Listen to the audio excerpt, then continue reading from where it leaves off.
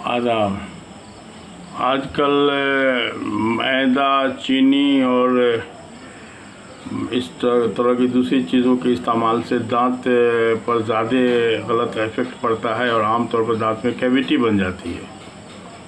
और डेंटिस्ट लोग जो है उस कैविटी को बड़े आसानी से कोई सीमेंटिंग सब्सटेंस से भरने की बात करते हैं, जो बाद में जाके कैंसर का मामला हो सकता है। इसको आप ऐसे भी समझ सकते हैं कि वो लोग बोलते हैं कि हम अंदर से कैविटी को खूब अच्छा से साफ़ करके तब जो है उसको फिल करते हैं।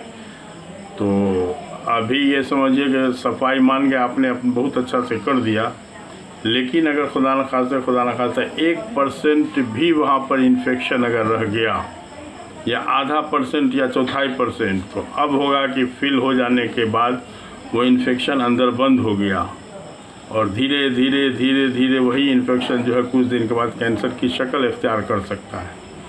इसीलिए सही मशवरा यही है कि कोई छेद हो, दांत में कैविटी वगैरह हो, तो उस दांत को या तो सफाई मेंटेन करके अपने को चलिए।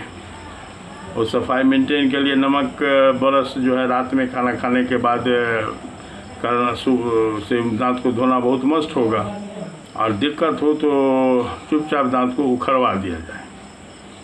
तो इस तरह का मामला जो है वो आम तौर पर बिगड़ते देखा जा सकता है, तो इस नियत से थोड़ा सा इस पर भी ध्यान दिया जाए। एक बात चलते फिरते याद आ गई तो बताया। तो अब है कि दांत ऐसी चीज़ है जिसके बारे में अगर अलग से मेडिकल कॉलेज की ज़रूरत महसूस हुई, लोगों ने बनाया जो डेंटल कॉलेज बजाबते, जिसमें BDS की डिग्री का कोर्स है, जो तरीके से पढ़ाई होती है।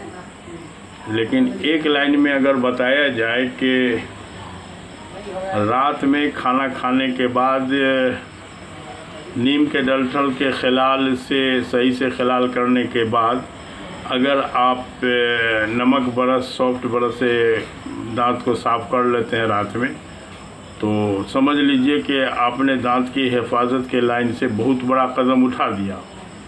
और रात ही में ब्रश की ज़रूरत इस नियत से है, इसको ऐसे भी समझिए कि रात में मुंह जो बंद होता है ना, तो खाने का पार्टिकल जो दांत में फंसा रहेगा, तो उससे जो है इन्फेक्शन, उसमें सराद जल्दी होता है। उसको ऐसे समझा जाए कि सब्ज़ी बना के 2 कटोरा में डाल दीजिए, 1 कटोरा की सब्ज़ी को खुला छोड़ दीजिए रात में, और 1 कटोरे की सब्ज़ी को रात में झाँप दीजिए। तो झपा हुआ सब्ज़ी सुबह में ज़्यादा बदबू करेगा। तो सेम वही मामला होता है, रात में चूँकि मुंह ज़्यादा देर तक बंद होता है, तो इसीलिए अगर रात में आपने सफाई नहीं किया तो सुबह में उसमें सराद बदबू ज़्यादा होगी, इन्फेक्शन का ज़्यादा खतरा है। तो इसीलिए वैसे तो हर खाने के बाद खिलाल ज़रूरी है, लेकिन ब्रश जो है रात में सोते वक्त, रात के खाना खाने के बाद इस नियत से किया जाए ना, तो इंशाल्लाह उसका दांत लाइफ में कभी गड़बड़ नहीं होगा।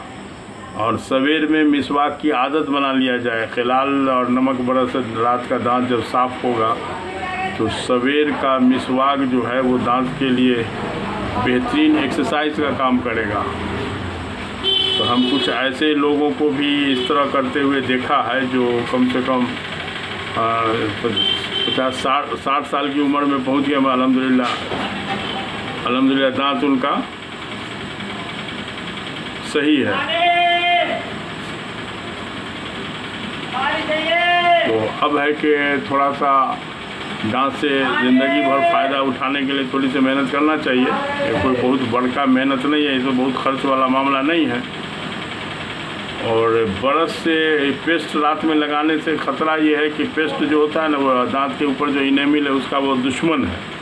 और दांत के ऊपर का इनेमिल जो है वो हड्डी से भी, पत्थर से भी कई गुना ज़्यादा सख्त चीज़ अल्लाह ने बनाया है।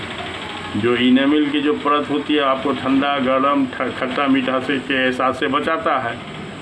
तो पेस्ट जो है उस इनेमिल को बर्बाद कर देता है। तो चूँकि अब रात में अब ब्रश पेस्ट लगा लिया, अब तो उस वक्त कुछ खाना वाना खाया नहीं जाएगा, तो इसलिए पेस्ट को दांत पर गजब ढालने का पूरा मौका मिलता है। तो इसलिए थोड़ा सा इस लाइन में, और इनेमिल अगर बचा रहेगा तो हम लोग को याद है कि बचपन में 250-250 ग्राम इमली को खा जाते थे, कोई दांत में खट्टापन का एहसास नहीं होता था। लेकिन इतना ना ब्रशिंग किया कॉलेज के ज़माने से, और इतनी बारीकी नहीं समझते थे, तो पेस्ट भी खूब लगाते थे।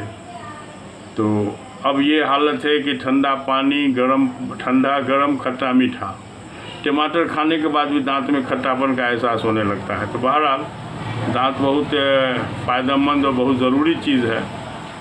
तो उस नियत से थोड़ा सा इसके हिफाजत पर कुछ टाइम दिया जाए तो इंशाल्लाह ठीक रहेगा।